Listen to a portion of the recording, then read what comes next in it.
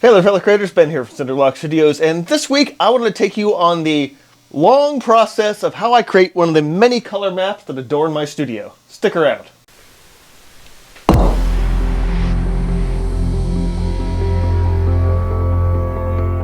So every few years I find myself making a new color map for my wall. It usually happens when I switch out a few colors in whatever line of paint I happen to be using. Today it's my regular acrylic colors. In the past year and a half, I've actually changed out a red and most recently a blue, and so this color map is now outdated. And while I did make new strips to go across, it's just not exactly how I want it anymore. So I'm going to go ahead and make a new one today and show you how I do so. But before we get into that, I do want to talk about the difference between a color map like this and a newer one that I made up here, and why my newer one is going to reflect this style and not that style. So as I just mentioned, this is sort of the older color map, and I've recently switched out a red. This is about a year and a half ago, and now this blue that I just switched out as well.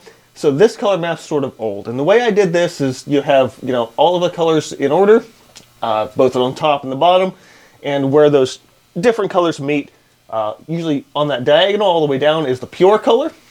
And then subsequently, there's two mixes of each color in the whole map. Now, I saw somebody else do one of these about a year or so ago, and I saw them do, instead of that diagonal and then there being two of every color, that on top you have all of the tints, which is what I did on the other color map. So I'd like to do that. So it will eliminate one row, and that being the titanium white, and it'll just change that and also make the white and show all the tints for the mixes, which is really cool as well. Another option you can do, rather than just doing the tints, you can do the glazes, so like mix it with a acrylic medium or something like that. But for the vast majority of this, I feel like just the tints as well as the pures will suffice. Another big change I want to make, and this is kind of huge for me, my quinacridone magenta, the PR122, I've always had below my blues, because in my head I think about it as a purple color, but it's actually a red, PR122. So I've now situated it on my shelf, again I'll show you in a minute, which makes a lot more sense. I put it below this mix, the quin oxide, which is a mixture of that and a regular red oxide, and I have the transparent red oxide as my main, so it just makes sense to be up here. Moving over to the paint shelf, you can see that move does make more sense now. So we have all the reds into the yellows and the oranges over here, and I've basically now separated my shelf into warm colors and cool colors just by moving that one tube over. And it's actually, just looking at it now, I should have done that years ago. Now, once again, this is the smaller style and the more compact style with the tints on top. This is the style that I'm going to be working on. And interestingly, this is a 1/2 inch scale. The big giant one was a 1 inch scale. And it's really amazing how much that 1/2 inch to 1 inch makes a difference and how much space it saves, while still essentially doing the same thing. So this I made with my acrylic high flow colors, which I have a whole lot of them. And I wanted to get a nice wide range to see exactly what all those mixes do. So this one makes a lot more sense. Similarly, the quinacridones and stuff are up here with the other reds. So everything just fits together a lot nicer, minus some of the other whites down here, but it's more evenly spaced out. So this is what I'm going to be going for today, but with my regular acrylic colors. Okay, so down here in front of me today, I've got a standard piece of Canson XL 140 pound cold press watercolor paper. I love using this stuff for acrylic demos and practice and color maps and stuff like this. It has a decent texture, but it's not overly expensive, and I can get it in these nice big sheets. So I want to leave myself enough space that I can write down all the color information. So for this, I've already laid down at least the guidelines for an 1.5 inch edge, pretty much just for that color names and color, everything else like that. We'll still boil that down to a 1/2 inch, little 1/2 inch squares, but I want to give myself that extra bit of space. From this point, I don't need to do a ton. I probably need a little bit less space up top. So for that, I will do a simple 1 inch line. And I'm going ahead at least until I get all of the color names and everything mapped out before I cut this down. I don't need this entirely big sheet, but I want to make sure that I have plenty of room to start and then trim it down later.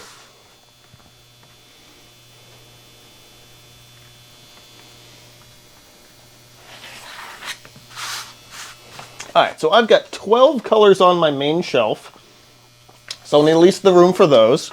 There are 2 on my table, the Mars Black and the Smalt Hue. And I also have the silver and gold, which I do like to mix with all the colors just to see how things go with that. So that gives us a total of 16 slots for all of these colors. Now I am going to be referencing back and forth to my old color map, specifically to know the actual order from where to put in the black and the blue into this map, because otherwise it's, you know, I'm gonna lose. Oh crap, I was supposed to put that blue or that green in there. Additionally, I want to make some changes as well. Again, we've already moved the red. The black I'm probably going to go ahead and make sure is at the very, very bottom, below things like the various whites as well as the silver and gold, just to give it a much more aesthetic feel. Now I do want to note, I'm not going to be going absolute color to color. I'm going to give you the base process of probably the first couple of warms and lines, everything like that.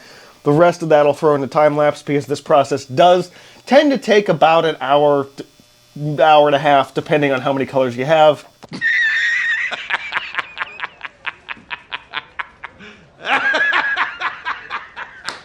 In this case, it might actually take me closer to 2 hours to get all that done, so I'd much rather throw that into time-lapse than have a big, long, dead airspace here.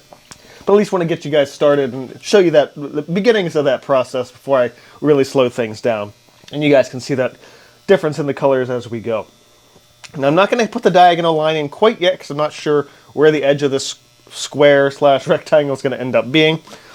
So we just want to go ahead and give ourselves a start out, just mapping out all of those half-inch spaces.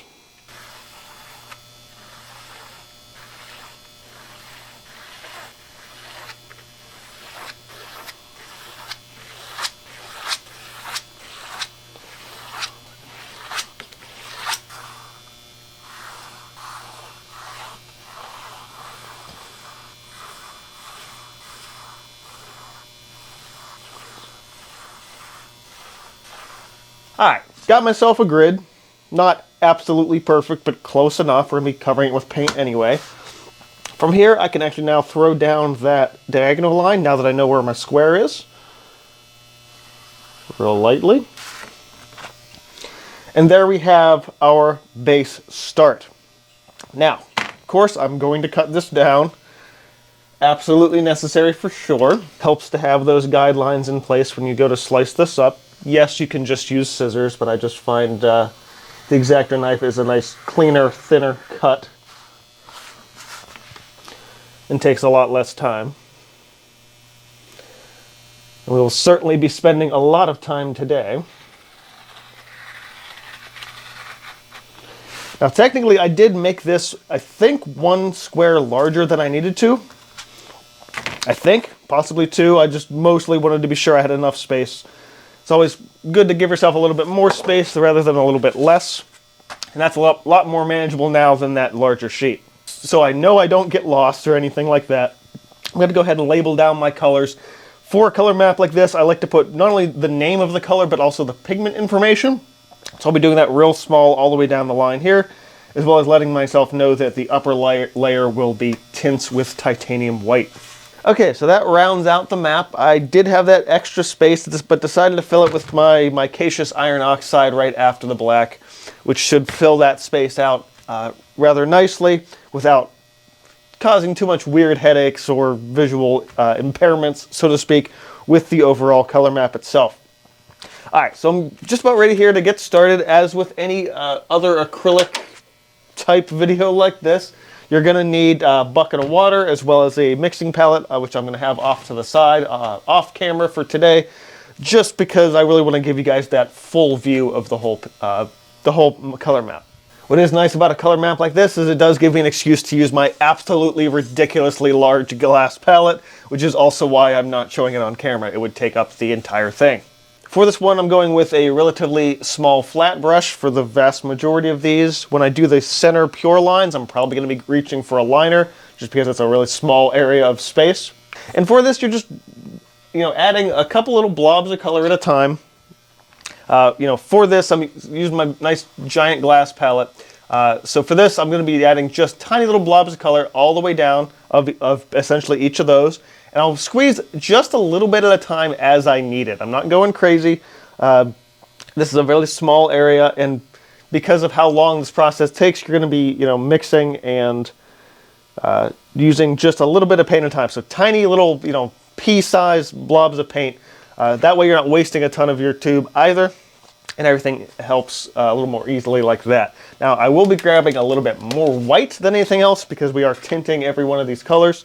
I'll leave the palette out in front of you for these first couple, so you guys can get a general idea of this. But I don't want to really waste a ton of paint here. This whole process is about saving paint in the long run by knowing what your mixes can do. So we start, just with that one color and the white. So I'm going to grab the liner to begin. So we have our pure, transparent red iron oxide to start. I'm just filling out that little space. Doesn't have to be perfect edge to edge. A lot of times when I finish this, I'll go with a thicker liner pen or a Sharpie and just really get those hard line edges out a little bit more. It's up to you with what you want to do. This is a really sort of nice meditative process that can be, I would say, fun for some people, tedious for others. But when you start really finding those mixes and filling out that space, you'll often find yourself getting really excited to just see all that range of colors that you can make. I'm going to grab a nice small painting knife here, and when I do either a mix or in this case a tint, well, essentially what I'm looking for is a visual one-to-one of how much paint, paint color to paint color. So that's about a one-to-one like that. In this case, the red oxide and the titanium white are a fairly, balanced level of tint strength. So volume-wise, one-to-one makes sense. But as we get further and further down, you'll see a lot of colors, and I'll probably be mixing like either more white or more of one color, less of another color. I'm looking for a visual middle of that road, not necessarily a volume middle of the road. And again, tiny bits of color here, and enough to fill the brush, enough to fill the space. But in terms of how much paint you actually need to put on your palette, it is extremely small.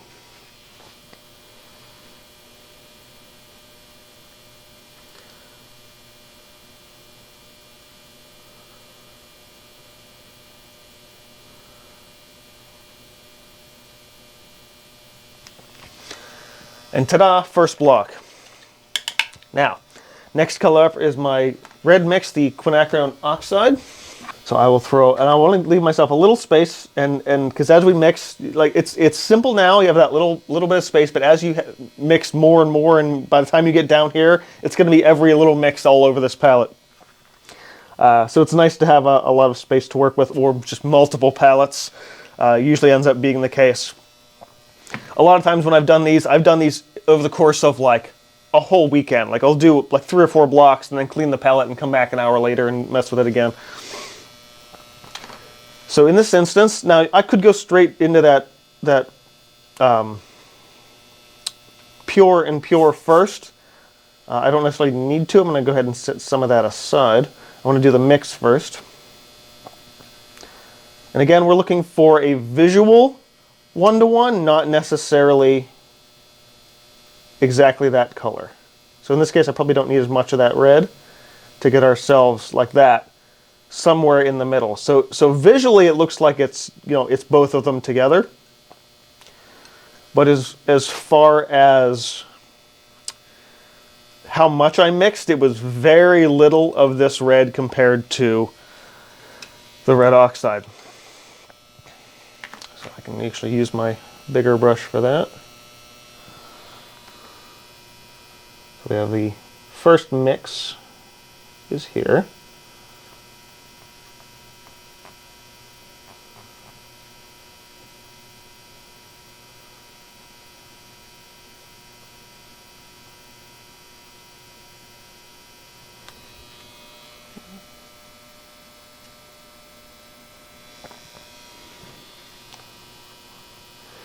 Now this first mix also becomes the first mix in this row. It's not necessarily labeled as such, But that's exactly what we're going to be doing here. So that's our mix. We'll add some white to it and tint it up.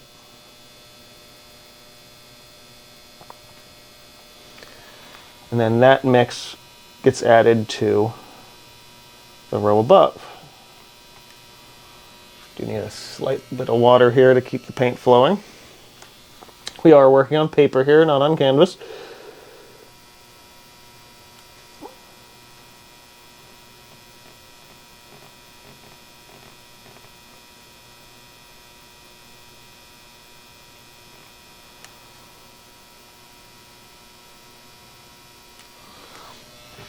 Like so. And I'll go into the pure color for that diagonal. And again, you have the ability in your own color map to do this in any order. You can do all the diagonals first. You can do all the, like, can kind of do it more like me doing, you know, sort of in order, one at a time.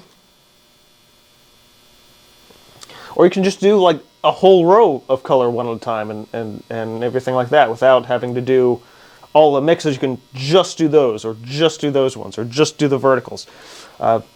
Whatever order you want to go in, you are welcome to do so for your own color map. I like going in order though, just so you can kind of slowly see that color map flesh out. It's rather satisfying to do it that way, in my opinion. Add that. Tint it.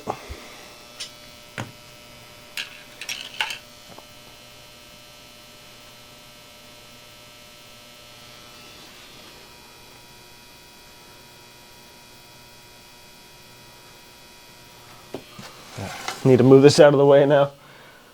I would rotate the paper, but I'm also trying to do this for the camera, so I can't really do that.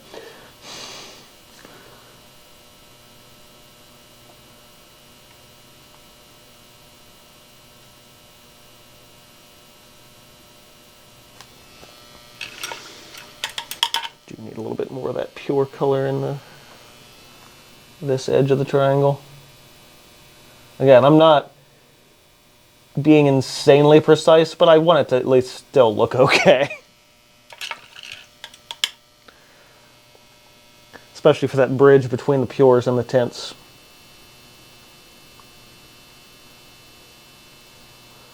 Alright, I can work with that. So that's really all this takes to do. It's a longer process than, you know, it might seem, and it's going to take me some time to do this. But as you'll see as I keep working this, that all of those colors start to come together, and this palette will fill up rather considerably. So I'm going to go ahead and throw the rest of this process in a time lapse because I'm going to be here a while. Enjoy the short version for you, but the extremely long version for me. I should probably actually time myself to see actually how long this is going to take. Try to keep a mental note of that.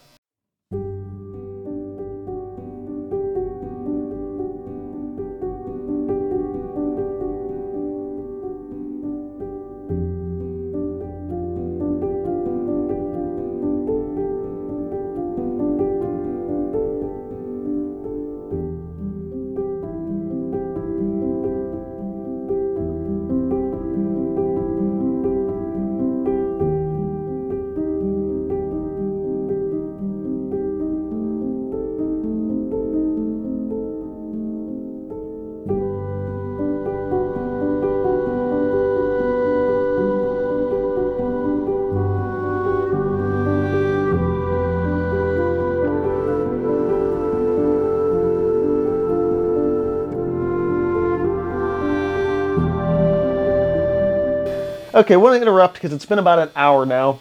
I've just gotten the first layer of my greens done. I have a sap green and a cobalt turquoise. I switched out my water just before I did the green. I will do so again before I hit the turquoise so I don't pollute my colors too much. Also want to show where the palette is at this point in time. As you can see, not only have rotated this palette the wrong way, it would have been much better to do it horizontally than vertically. As I'm mixing more colors, all of those colors are out. And I'm, again, like, do the mix, make it white, do the mix, make it white, over and over and over and over again. At this point, I'm going to clean this palette off and go again, because at this point now I have no room left on this, as it, fills out and spaces out like that.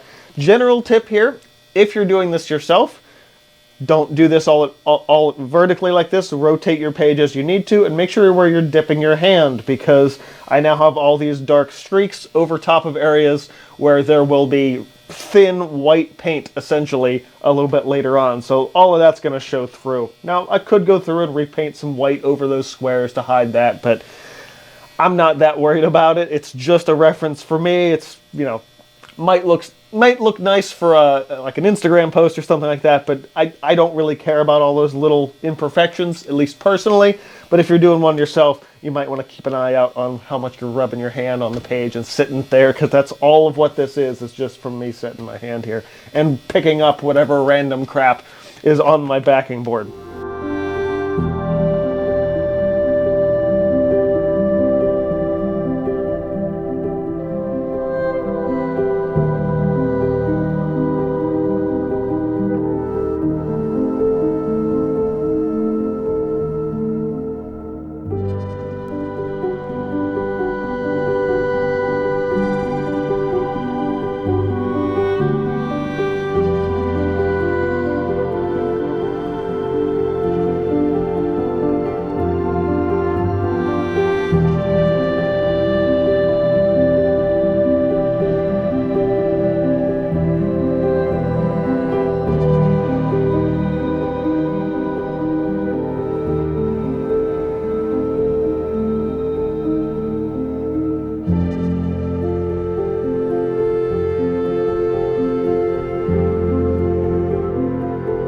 Okay, so I thought I'd check in again here.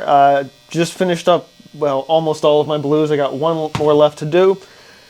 And I just hit the 2-hour mark, so it's easy to say that this takes a lot longer than my original time estimate was.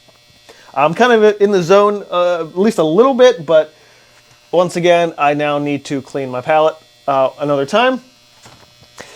And I realized something as I was working on this, which is rather interesting, which I didn't really account for, and I can't really fix it at this point, but the sap green hue and the chromium oxide green hue, or chromium oxide green, not chromium oxide hue, just chromium oxide, but the sap green and the chromium oxide should actually be flipped in terms of actual, like, rainbow order. I didn't think about it at the time because that's how they've been on my shelf forever, but the chromium oxide green actually does lean a little bit bluer, so those two in theory should be the other way around. But I can't do anything about it at this point without completely starting over. At first I was thinking, oh, I would just cut them, and then, but no, I'd have to cut the vertical ones out too and basically re-glue it, and it's not worth doing. But other than that, it's progressing nicely. As you guys can see here, I've got a lot of these rich greens and browns, which is the core of a lot of my painting, at least personally. But that isn't to say I can't get a nice range of oranges in here as well as a handful of nice pinks. I am going to need to take a little bit of a break though, because after 2 hours straight of painting, doing something this meticulous, you kind of just have to step away and let yourself breathe a little bit. Needless to say though, I will be getting the rest of this done. For you guys, again, just plugging away in the time lapse here. Again, if I had done this all in real time, we would be 2 hours of actual footage, which would be kind of boring to watch and a lot of silence. So I'm sure this is a little bit better. But as I'm working, as I'm mixing, you're seeing a lot of those mixes come together.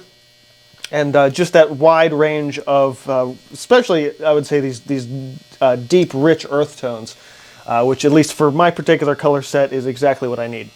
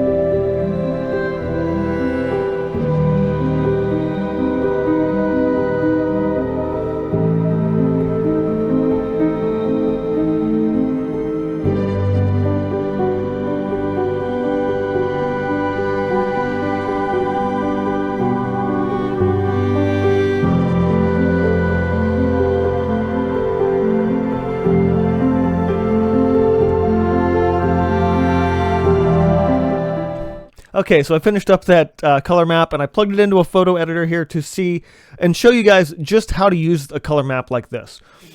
So this was a really long process. It took me almost a collective like 5.5, 6 hours to finish this, so it took me a little longer than expected. But I wanted to drop this in here to show you guys like how do you even actually use a color map. So you can make it and it looks pretty and fine, whatever. So the diagonal here acts as sort of our anchor point of figuring out whatever color you want. Obviously, the diagonals all the way down show the pure color. In this case, you know, quinacridone magenta. Here is the tint, and we can just trace that back over to see, you know, the quin magenta. But let's say there's just a random one in the middle here that I'm like, I really like this color. But what's in it? I don't know. So let's say, how about this weird green right here? Like, I don't know what's in this weird green. Well, let's find out. So we'll trace this back over to the left-hand side. That is the smalt hue, and we'll trace it back up to where it meets the pure, which is cad yellow medium. So I know that is the smalt hue mixed with the cad yellow medium, and that is what that color is. Exact same thing can be done with the tints, but obviously they're on the upper side with the tint, and you have to just, you know, make note of that. So that's just a beautiful purple here. How do you make that?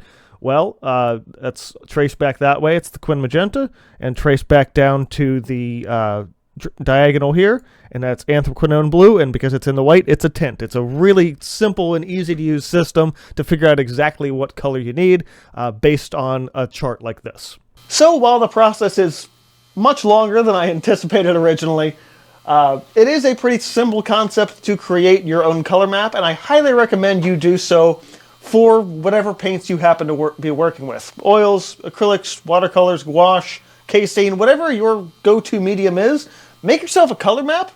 You know, take some time to do it, and I can guarantee you, you will find all these new mixes and all these new colors that you didn't even know were possible with the paints you already have. As always, if you enjoyed this, learned something, or just loved seeing the rainbow of colors that I can make with all of these, go ahead and hit the like button. Let me know your thoughts in comments below, as well as if you've ever made your own color map of any kind, or a color wheel or anything like that, or if this video has inspired you to make one of your own. And as always, it's been reminding you to keep on creating, stay inspired, and I will see you guys next time.